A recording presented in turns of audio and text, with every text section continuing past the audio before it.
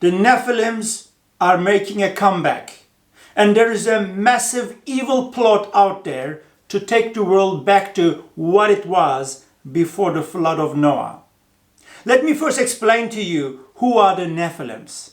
Nephilims are half demon and half human race. They can also be half human and half animal. In other words, they are no more pure human, and their DNAs are altered intentionally to create a superhuman race.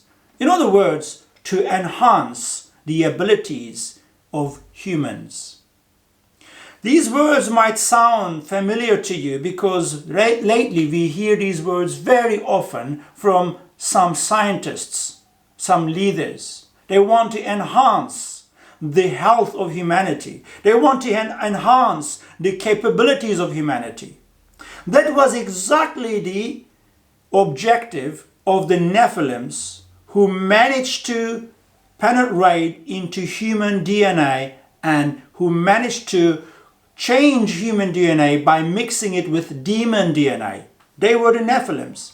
We encounter Nephilims for the first time in the book of Genesis in chapter 4.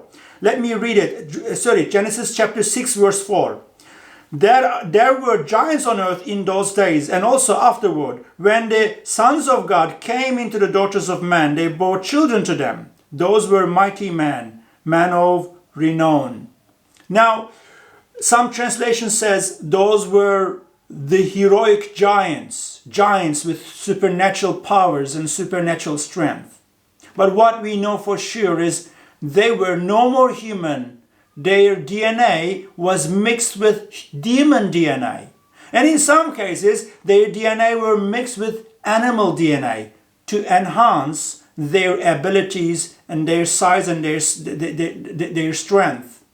They had extraordinary supernatural strength and extraordinary supernatural physical size. They were the Nephilims. I am of the conviction that the Nephilims managed to populate the whole world and change the DNA of the entire animal and human population on earth by combining the DNAs of animals with people's DNAs with demons' DNA with human. There was this DNA soup they made, or DNA cocktail. And this was disgusting to God. When God looked at it, God was disgusted by this. Because originally God created man in his own image. The DNA of original human DNA that we have is a signature of God. We are created in the image of God, and God wanted us to be the masterpiece of his entire creation. That's been the case from the beginning. But the Nephilims found a way to pollute and corrupt and undermine that. Furthermore, they populated the world with this. In spite of all their efforts of taking over the whole world with this corrupted, polluted DNA, there were still a handful of people who still had pure human DNA as God intended it to be. And there were still a handful of animals out there who still had pure animal DNA as God intended it to be. Therefore, when we turn to chapter 7 of the book of Genesis, we see that God takes a handful of pure DNA animals and human, put them on a boat, and then God floods the whole world with an intention to destroy every animal and every human that was left on earth. What an amazing story. But behind this story is this evil plot to destroy the order of God, to destroy the beauty of God that was in creation, and undermine it, destroy it by polluting the DNA, by combining the DNAs. Firstly, combining it with demon DNAs, and then combining animal and human DNAs. Now, later on, we see the Nephilims rising again after the flood. Later on, much later, in the book of Numbers, we encounter them. In fact, the Jews encountered them. When God sent the Jews to the land of Canaan to take the land and destroy everything that is in the land, Jews first send these spies before they enter into the land. And the spies come back and give the report. we have met there, we have encountered there the sons of Nephilims, the Anakims. They are there, the giants. And you know the story. In the following decades, Jews fought battle after battle against Nephilims in the land of Canaan. That they were commissioned by God to completely eradicate all human and all animal in the land that God was sending them to. Why all animal and all human? Because it was the same thing again. Nephilims came in, polluted human DNA with demon DNA, and then furthermore polluted it with animal DNA.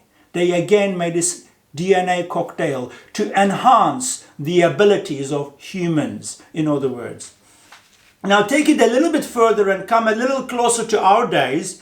I grew up when I was growing up as a child, I grew up by seeing all these cartoons, nice little beautiful cartoons on the TV screen of Superman, Spider-Man, Wonder Woman. There was this thing that was being taught to us from the TV screens from early childhood, that you can be enhanced if you only can have the animal abilities or super abilities beyond human strength, or this half human, half machine people like the Norton and like the Hulk or the Green Man. You see, there are many of those cartoons, one after another. Every second month there was a new one. Why? Why was that drive in the entertainment industry to brainwash my generation specifically with these super beings?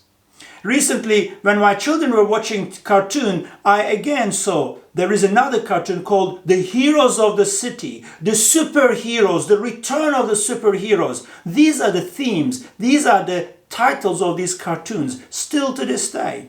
Why? Because they are busy reconditioning the global population for the return of the Nephilims. They're busy reconditioning you, your children, me, my children. They are working very hard to recondition us all for the return of the superhumans. But let's take it even further and come to our precise day today. Today, there is this global plot to manipulate the DNA of people with the promise that they will enhance your health. They will enhance your quality of life. They will make you immune to the sicknesses and diseases floating around. Only just allow them to do this to you so that your DNA can be combined with whatever they are putting in there. And ultimately what is happening is they are busy with working very hard to take the world where it was before the flood, as we read in Genesis chapter 7. Now, this is where it gets very exciting for me. When I read what happened in the incident of flood, they succeeded in what they were doing. They managed to destroy the pure DNA for most of the human and animal kingdom. They managed to combine demon DNA and animal DNA and human DNA to enhance the abilities, to enhance the health, to enhance the capabilities of people and animals and demons. But just before they completely managed to eradicate the pure DNA people and animals, God sends a salvation. God asked Noah to build the ark. And God brings those pure DNA animals and pure DNA people onto the ark, shuts the door of the ark, and God destroys everything that was left on earth. Now that brings me to my most important point. As we see the evil forces out there going from strength to strength in bringing the world back to what it was before the flood of the day, my hope rises in my heart because I know God will not allow us to be destroyed with the wicked. God will save us before God pours his wrath on the wicked. just as God did in the days of Noah. And we know from Bible prophecy that this time our salvation will not be in the form of an ark, and God's destruction will not be in the form of a flood.